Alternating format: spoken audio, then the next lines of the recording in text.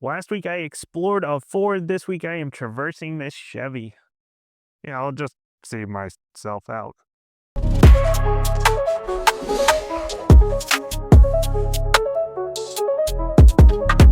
This week I've swapped out the 2025 Ford Explorer Platinum for the 2025 Chevy Traverse High Country, which surprisingly has nothing to do with Willie Nelson. The Traverse got an overhaul for the 2024 model year, but there's already been a shakeup in the trim levels.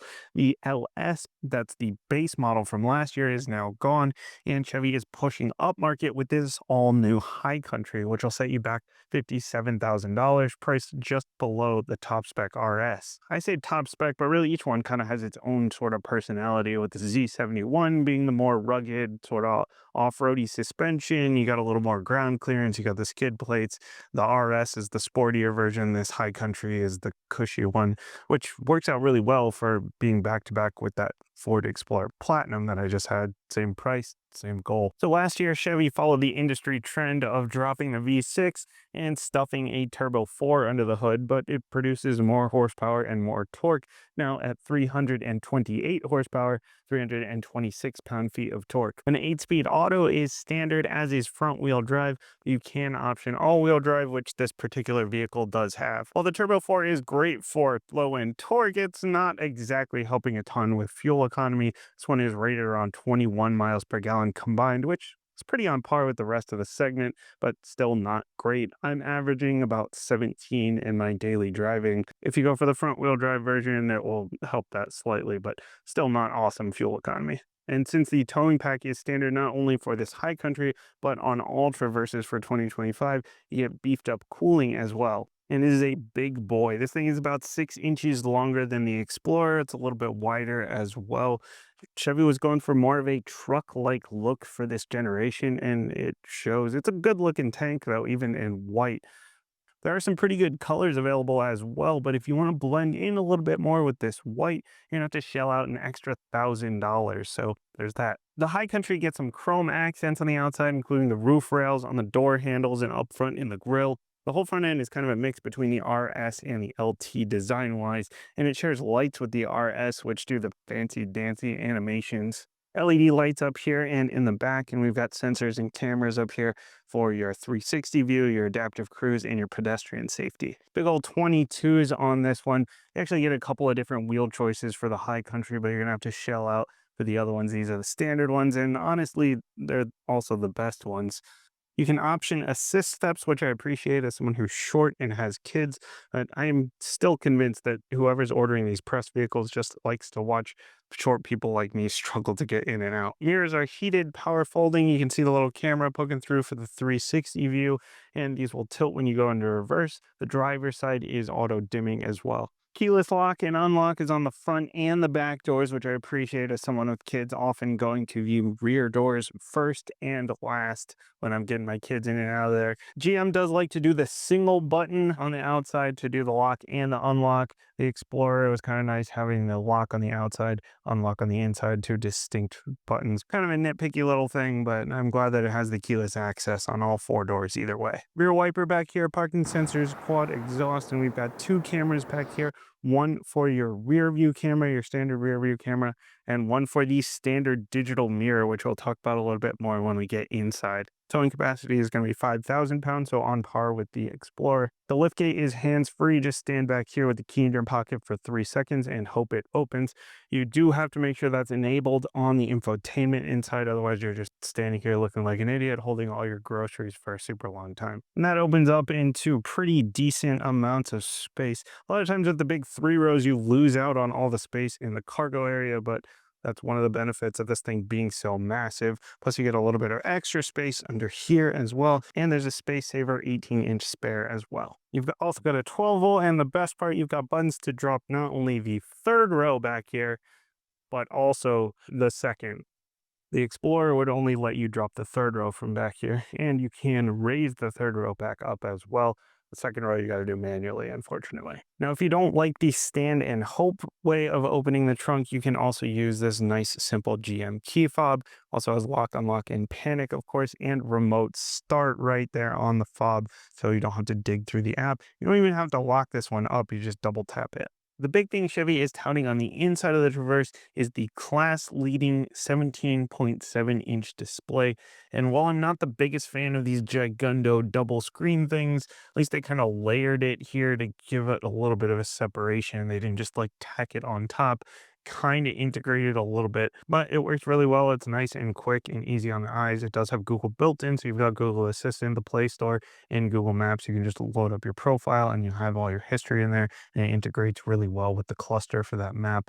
No heads-up display, so it doesn't integrate with that since there isn't one. Surprised to see that. Was surprised that there wasn't a heads-up display in the Explorer either, even as an option. And they have not gotten rid of Android Auto or Apple CarPlay, at least as of yet. So you get Google built-in and both of those, and you have Amazon Alexa as well. Also in here, teen driver setup, your driver's assist features. You've got all your different camera views, including your hitch view, and your climate is buried in here. Unfortunately, it is at least always available down at the bottom. But your heated and ventilated seats, at least you have to control through here, but you do have some physical controls that are redundant controls down here if you would prefer to use those. The cluster is clean and there are a few different views. I like that there's a clean and simple view and also a full map option. The rest of the high country interior is pretty cushy.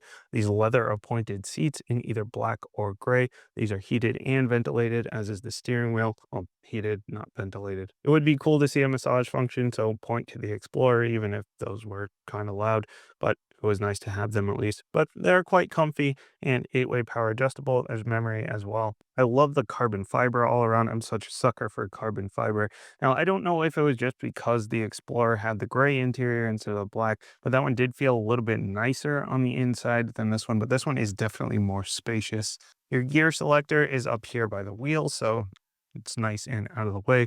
Leaves room down here for your standard wireless charger, your cup holders, and whatever's going on in here, as well as a little bit of space down underneath. And up above, we've got a spot for your sunglasses. It even has a little picture of sunglasses on it. Love that little touch.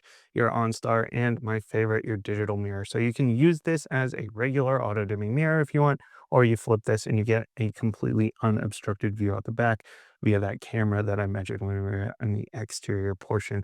But you can adjust the brightness, you can adjust the position, and then you don't have to worry about somebody with a big head sitting in the middle blocking your view that wasn't all that great to begin with, because this is a gigantic crossover. You'll have to shell out an extra $1,500 if you want the sunroof. I'm a little bit surprised that that's not standard on the high country, but at least it is an option, and it is one of those massive dual pane ones that goes all the way back. Middle seats are heated and they slide forward and back, so you can give the people behind you more space or less, dealer's choice. If you want a bench, you'll have to go into the LT trim, where that is an option. You can choose either the 7-seater or the 8-seater, but in the high country, it is captain's chairs only. We've got cup holders, your own climate control, some USB-Cs, a little pocket down there, mat pocket here. No blinders on this one like we had in the Explorer, though. As with most of these big crossovers, save the third row for kids, chihuahuas, people who have wronged you, though it does feel slightly more spacious than the Explorer, and even though we do have the same kind of step up, it's not quite as pronounced of a step, and this is a bigger space. Plus, we've got 3 across versus the 2 across in the Explorer. The other option is just keep these knocked down and give your pets a whole giant area to roam around in. I was a little bit harsh on the Explorer in the way that it drove in normal mode, mostly because the Santa Fe drove so nicely. The one that I had right before that, it was really smooth to get up to speed. It felt quick. It shifted very smoothly as well. But that problem with the Explorer fixed itself in sport mode. The Traverse, it kind of drives like a truck. It takes a little while to get up to speed. It's big, it's heavy, but even with over 300 horsepower, over 300 pound-feet of torque, it takes a little bit to get moving. Then momentum is a hell of a drug. So once you're up to speed, it's fine. And there's quite a wide turning radius, but again, it's a big car, kind of to be expected. Now, I know most of you watching are probably like, yeah, who cares? It's a tank on wheels. Now, if you do want to take control of the transmission, you do have paddle shifters on this one, something that the Explorer didn't have. Interestingly, I don't think I've ever been in a GM product that had paddles. It's always either been a manual or just no paddles at all. And a couple of times I've hit those when I was trying to change the volume on the back of the steering wheel. I do like these buttons on the back of the steering wheel. It's just a little bit weird having the paddles connected to them. The rest of the driving experience is great. The suspension is soft, it's not super loud in here, and best of all, SuperCruise. The system just keeps getting better. What this is it'll keep you centered in your lane, it'll modulate your speed coming around corners and when you're coming up behind somebody, and it will even change lanes for you, whether you want it to change lanes on its own or you want to hit your turn signal and have it do it for you. If you don't like that, you can turn off the lane changing entirely in this system. When I was in the Escalade last year, I noticed it didn't like to move back to the right after it moved left, at least not very often. That seems to be a lot better here. And the best part of SuperCruise is that it is super communicative. If I'm going to give up control, you're telling me what you're doing. And it does a very good job of that. So if the steering wheel light is red, that means you need to take over. If it's blue, it means it's looking for a spot to take over. If it's green, it means that it is in control. If it's going to change lanes for you, you get an indication in the cluster. The left side of the seat will vibrate or the right side, depending on which way it's going to turn. And it'll give you a little indicator after it's done changing lanes. And in addition to that red light that I mentioned, if it needs you to take over, the whole seat will also vibrate. So very communicative system, which I love as someone, again, who likes to be in control of the car. So I'm going to give up control. I want to know what you're doing. And it does a much better job of that than even a Blue Cruise. The Blue Cruise, it did still have like the blue screen and then it would turn black when it needed you to take over, but it was much more on off. I also had some problems with the lane changing not working fully. So maybe I didn't really give it a full fair shake as compared to this one, but the limits are lower on Blue Cruise and this is just such a good system. This is definitely the better system with the two. It's kind of funny driving hands-free with a heated steering wheel. Beyond SuperCruise, the safety suite includes blind spot monitoring, rear cross traffic alert, rear cross traffic braking, blind zone steering assist. It's got this digital mirror that I mentioned, pedestrian braking, all adding great peace of mind, not only on crowded roads, but also in parking lots, and whether it's a grocery store or more importantly, at school drop-offs. If I'm dropping my kids off at school, I can't see anything down below over the front of this car. I'm sitting high up and in the back as well. If there are little kids running around, there's no way to be able to see them. So it's really nice having the digital mirror and the nice big screen with the backup camera and with that pedestrian alert, especially the pedestrian braking to make sure that if someone is there, even if I don't see them, it's going to help brake for me.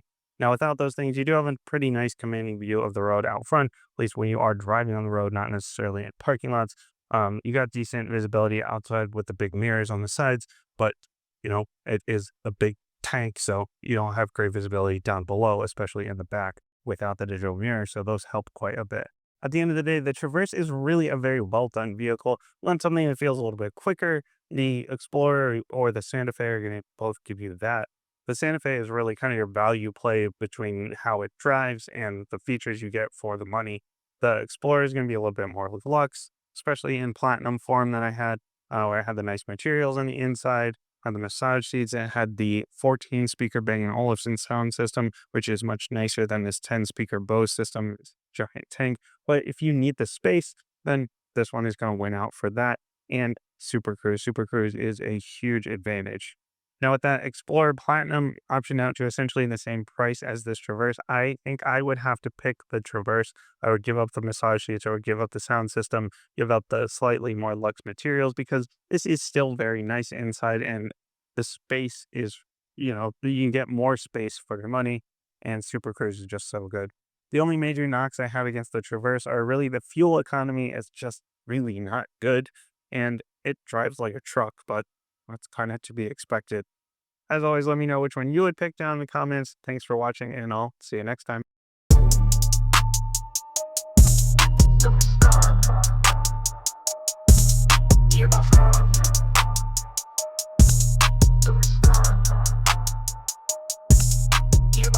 Reviews.